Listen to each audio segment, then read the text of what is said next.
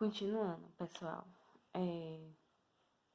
falamos sobre grupo, sobre o que é grupo, sobre pertinência, referência, e para falarmos sobre atuação em grupos, em instituições, em comunidades, a gente precisa saber um pouco sobre dinâmica dos grupos, ou necessariamente a gente sabe que existe as dinâmicas de grupo, que são trabalhos feitos de intervenção dentro dos grupos. Provavelmente vocês, lá para o sétimo, oitavo semestre, vocês vão ter uma disciplina específica para dinâmica de grupo, que é aprender especificamente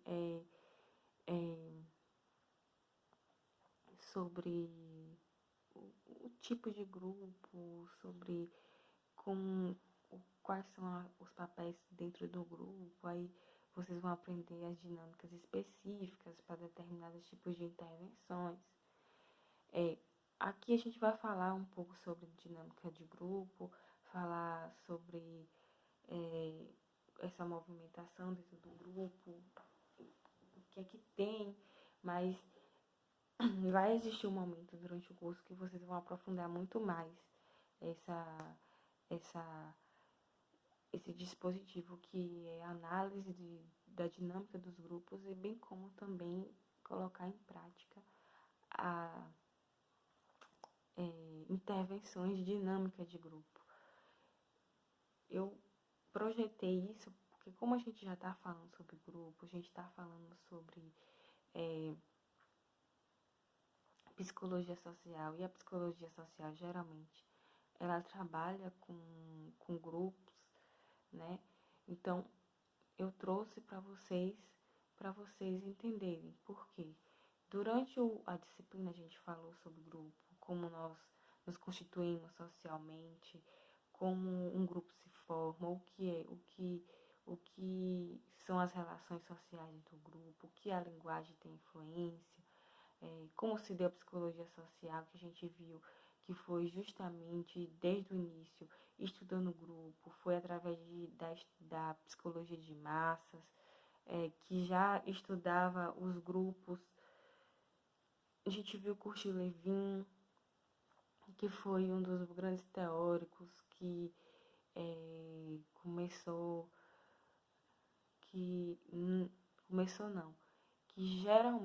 que realmente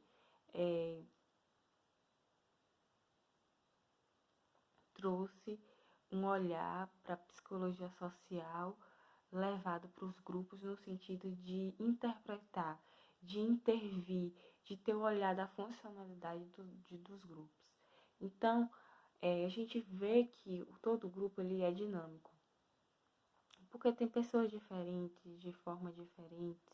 Eu sei que um grupo ele tem um objetivo, tem normas, tem valores em comum.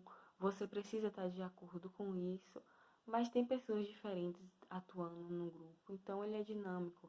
E qualquer interferência que tenha nesse grupo, a saída de uma pessoa, a chegada, ou então alguma circunstância com alguém, algum desentendimento, vai influenciar na dinâmica do grupo. Dentro do grupo existem alguns fenômenos, que é o fenômeno de coesão, que significa o resultado da aderência do indivíduo ao grupo, a fidelidade a seus objetivos e a unidade nas suas ações. Então, você está coeso com o grupo e o grupo tem coesão, é você aderir às normas, às regras e os valores desse grupo. Se você não aderir, se você não concorda com o objetivo, com os valores, com que para aquele grupo foi estruturado, você não vai ter coesão. Se você começar a discordar de tudo, lógico que existe discordância dentro de grupo, isso a gente não está retirando isso. Mas se você for de encontro a isso, então não vai ter coesão. Porque o grupo ele tem funcionalidade, vamos dizer que 90% você tem que estar de comum acordo, todos têm que estar de comum acordo com o que está acontecendo. Tem os padrões grupais. Então, ou seja, todo grupo tem padrões. Esses padrões são as normas, os comportamentos a ser seguidos. Então, faz parte da coesão do grupo isso. Então, você não pode fugir desses padrões, você precisa seguir. Existe uma expectativa que esses padrões, que esses comportamentos partilhados por parte do grupo, né, eles têm que ser efetivos. Então, existe essas expectativas de todo mundo, do líder, ou então qualquer outro cargo, qualquer outro tipo de função que tenha. Então, todos têm a expectativa de que todo mundo siga os padrões, para que esse grupo ele tenha coesão, ele caminhe, ele tenha durabilidade. Dentro do grupo tem um fenômeno chamado das motivações individuais e os objetivos do grupo. Geralmente você tem motivações individuais, mas para você estar num grupo, algumas motivações suas, tem que existir motivações suas, motivações individuais para você estar nesse grupo. O que, na verdade, recai novamente a concordância dentro do grupo, dentro dos padrões. Então, são elementos que estão relacionados com a escolha que cada indivíduo faz quando decide participar de um grupo. E são importantes para garantir a adesão. Então, isso é muito importante. Ou seja, suas motivações individuais não podem ir de encontro ao grupo. O que vai acontecer é uma falta de coesão e você não vai nem se sentir incluso nesse grupo. A gente viu, já falamos hoje, que existe uma necessidade interpessoal de inclusão, né?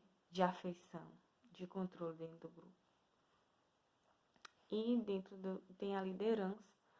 A habilidade do líder é para motivar e influenciar o grupo e produzir efeitos dentro da atmosfera dele. Então, o líder ele tem sua função e a habilidade dele é motivar e influenciar o grupo.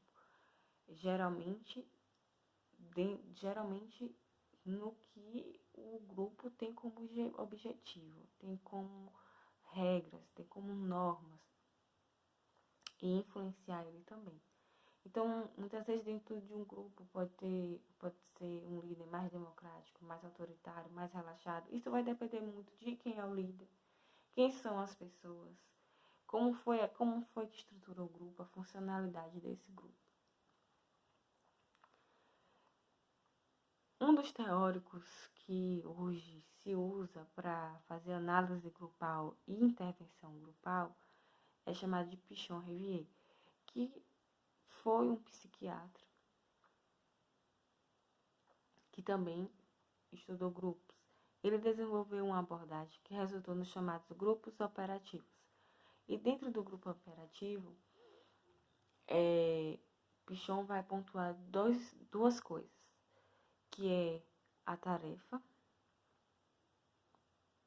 Então, não basta que haja um objetivo comum ou que tenha ou que tenha como finalidade uma tarefa só, o grupo, entendeu? É necessário que esse grupo tenha vínculo. Então, tem que ter um objetivo comum, uma tarefa, mas o grupo precisa ter vínculo.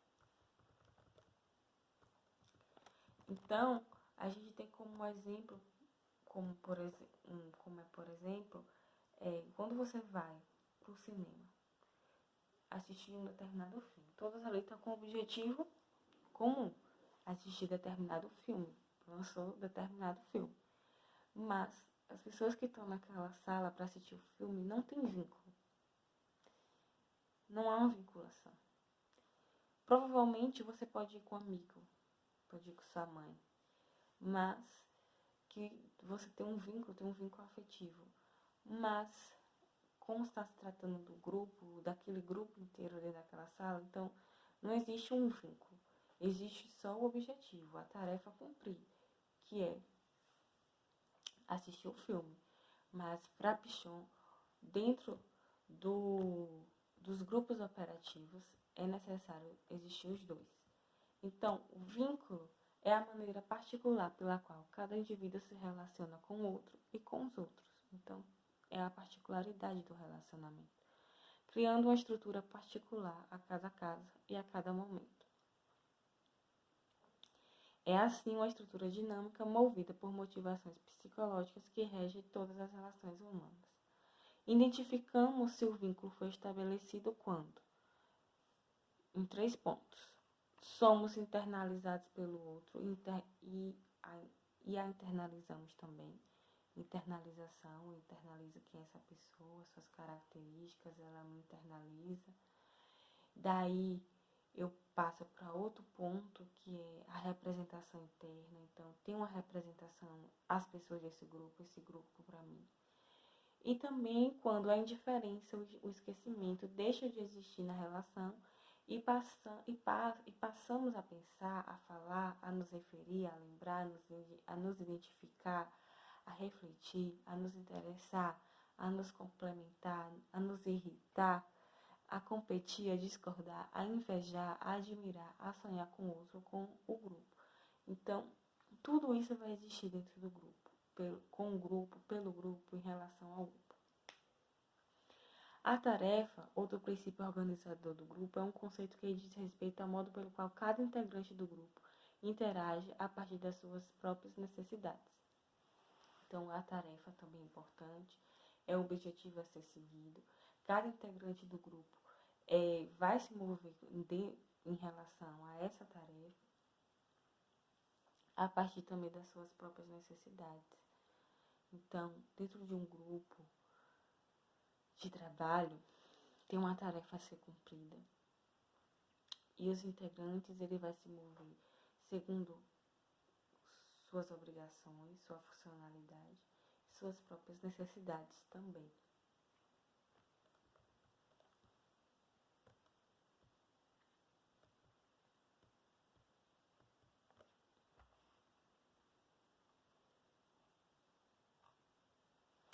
Num primeiro momento, a gente vai perceber que o funcionamento do grupo há um bloqueio da atividade grupal em função das fantasias básicas universais do grupo, os quais induzem a utilização de posturas defensivas que dificultam as mudanças de opinião. Isso é inicialmente.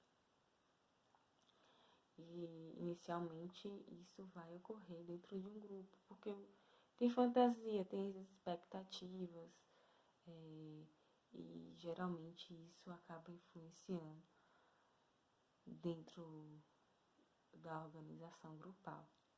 Nos momentos iniciais, quando o grupo parte para a execução da tarefa, é necessário que as ansiedades sejam explícitas e resolvidas para a partir daí ocorrer a identificação e estabelecimento do vínculo, configurando-se na relação grupal. Então, você vai manter um grupo ou formar um grupo. Então, a princípio, tem as fantasias dentro desse grupo. E depois, para você executar as tarefas, é necessário baixar o nível de ansiedade para que, de certa forma, atinja, né, o objetivo do grupo, bem como tenha vínculos estabelecidos. Esse trabalho em grupo, eu participei de um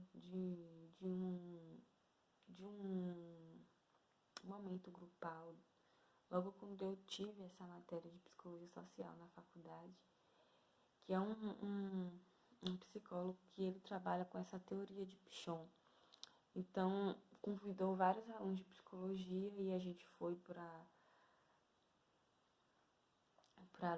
uma livraria, para a sala da livraria lá de encontros, e ninguém conhecia ninguém, assim.